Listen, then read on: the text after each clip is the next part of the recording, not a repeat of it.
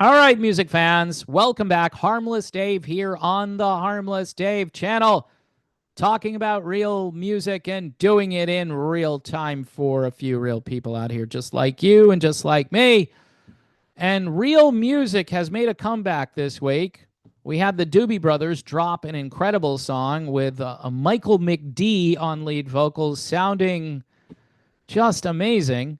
And yeah, I've been checking out what the media had to say about the song, and they do like it. So yeah, they're all saying it's very smooth sounding. It can't be smooth. No, it can't. Be where people are driving their big boat through the Panama Canal and they're listening. I don't know where I'm going with this, but yeah, they're implying, well, it's yacht rock. It's not. It's not actual rock. It's smooth. Okay, whatever. So Little Feat have dropped a song. So in 1 week, I've gotten the Doobies and Little Feat, which to me sounds like a tour. The problem is the Doobies have already selected the Coral Reefer Band. So they're going full yacht rock with the tour. And Little Feat, they're part yacht, part jam band. Is the Grateful Dead, are they yacht rock? No, right? Because it's stoner rock, dude. What are you talking about? And Little Feat, they're kind of, you could put 1 foot in each of those two categories. This is why categories are stupid. When somebody says, "Oh, it's a yacht rock song," no, it's not. It's just good quality music. Why? Because Donald Fagen is so right. He was so right to hang up on that guy, and they tried to make it sound like, well, Donald was totally in. His publicist called us back or whatever and said, yeah, definitely put him in the documentary. Well, yeah, you want him to get some publicity, but he and like Steve Lukather, they're not down with this label. Anyway, let me get to the Little Feat song because I can go off on tangents and I could talk all day and you would just say, no, I'm not watching this video. So their new album, talking about Little Feat, comes out on May 9th. So you've got a new Doobie Brothers album and you've got a new Little Feat album in the year 2025. And both of those bands almost started at the exact same time. Early 70s, like 71, 70 in there. And Little Feat has yet to record a bad album. That's according to me, Dave. Their newest single is called Too High to Cut My Hair. Too High to Cut My Hair. So it's a funny one, right? The album, Strike Up the Band, May 9th. So you might want to reserve your copy. You've got Fred Tackett. You've got Bill Payne. You got those two guys. You've also got the great Sam Clayton doing his super low, what's that band from the 50s? He kind of sounds like he should be in the Coasters. Okay, Sam Clayton. What a great guy. I got to see Little Feat during the whole Let It Roll thing, and which is another amazing album with Craig Fuller, the guy from Pure Prairie League who took over for the late, great, dearly departed Lowell George, who was a genius. By the way, again, this band they're not in the Rock and Roll Hall of Fame. You could easily put them to the front of the line. Their influence, their talent, their musicianship over the years, spectacular, blazing their own trail with funk, R&B, rock, soul, country, jazz, blues. It's all in there. That's Little Feat. It's like a bucket of everything. And I didn't understand it when I first heard it. I'm like, what is this? These guys do everything on one song. And they've kind of done it here on their latest single called Too High to Cut My Hair, which is based on a true story.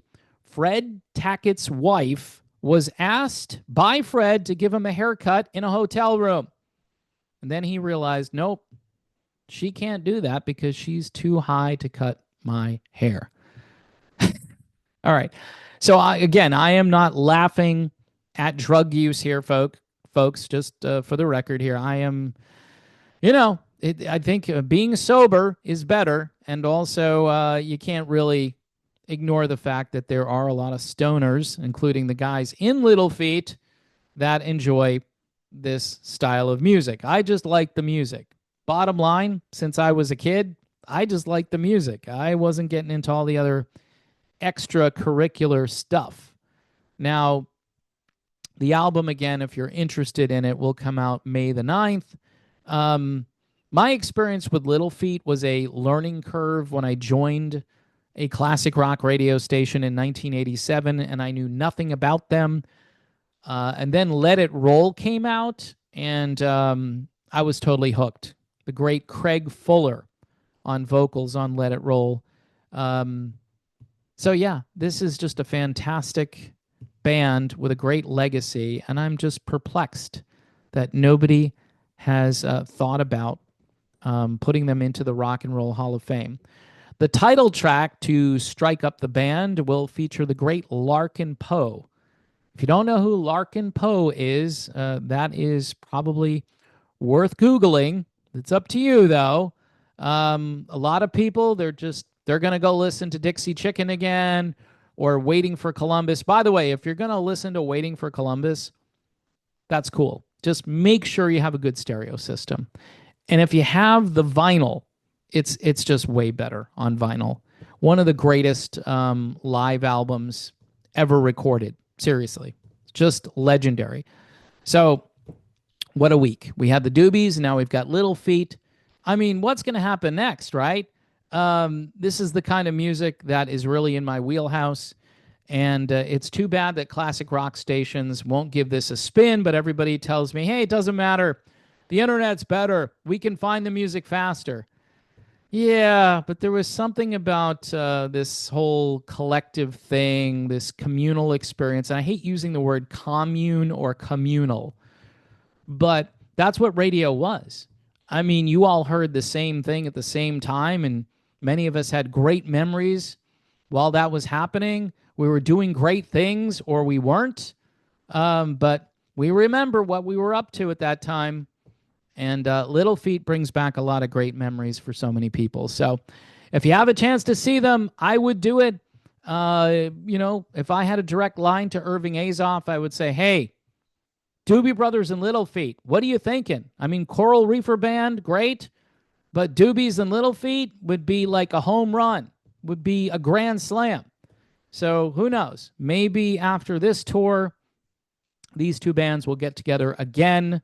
I know they're good friends, old friends, and I would think that there'd be a big jam session at some point during the show, maybe for an encore between Little Feat and the Doobies, and that would be worth the price of admission, even if those tickets are expensive. And at least you'll get some quality music for the night. Alrighty then, so I am done. Typically, I don't have a lot of news about great music, but this week it's a little better than usual. God bless Little Feat. Be careful which barber you use, because you never know. Somebody out there might just be too high to cut your hair.